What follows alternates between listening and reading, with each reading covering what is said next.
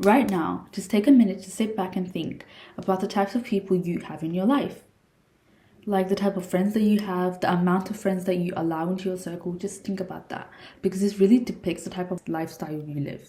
If you're surrounded by thousands of people that are not elevating you in any way, that are not benefiting you, that are not helping you, that are not helping you become your highest self, then I'm sorry, but you need to take a step back. Right now, if you're wanting to change, if you're wanting to elevate yourself, if you're wanting to become the better person that you've always wished to become, then I'm sorry, being around those people is not going to help. Sorry to break it to you, but it's not going to help.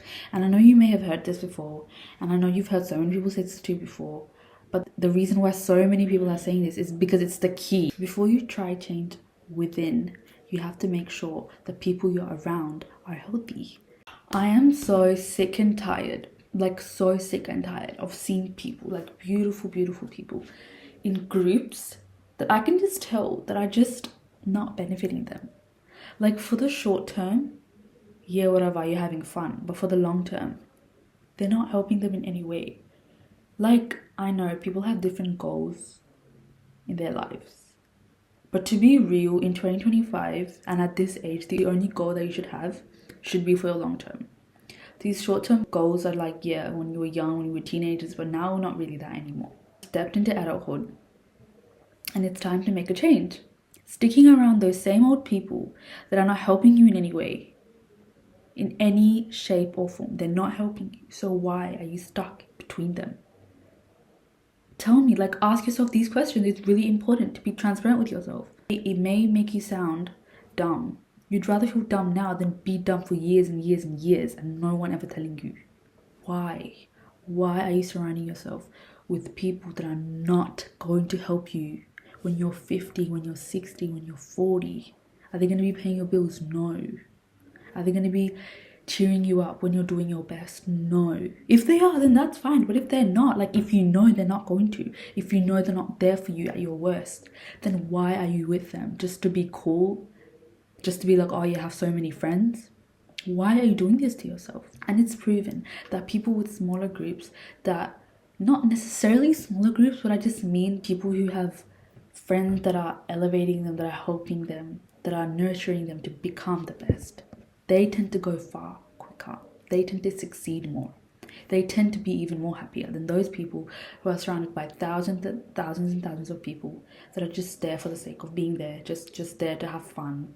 But when it comes to the real work, when it comes to reality, when life gets hard, they're nowhere to be seen. They ghost you, they don't talk, they don't reply your messages. This can also come under people being scared to be alone. 99% of the people that have many random friends, they're scared to be alone. At night, when they're in their room alone, they don't like that feeling because they feel unaccomplished. They feel like nobody likes them. They feel like they need to be surrounded by people so they can validate them. It's because you don't validate yourself. You need other people to validate you. You need other people to constantly compliment you. You need other people's attention constantly because you're not giving yourself that enough attention.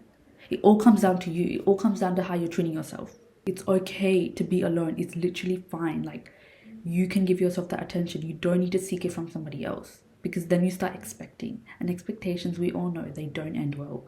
The second you start expecting from other people, you're putting them on the pedestal, and the only person that you should be putting on the pedestal is yourself. You are the prize, not them.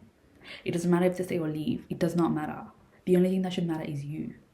If you're with yourself at the end of the day and when you wake up, you are the only prize. So give yourself the attention, give yourself the validation. Stop seeking it from other people. And once you're fine with being alone, once you're fine with just being in love with your own company, you won't care who you're with. You won't care how many people you're surrounded with. You will be okay with just having one or two friends. You will be okay with that. So messed up. Another thing in this generation is that, let's say I tell someone that, oh, like, I want to be alone, I like my own company. The other person is going to think I'm crazy. It's not a norm. Like, in this generation, it's not a norm.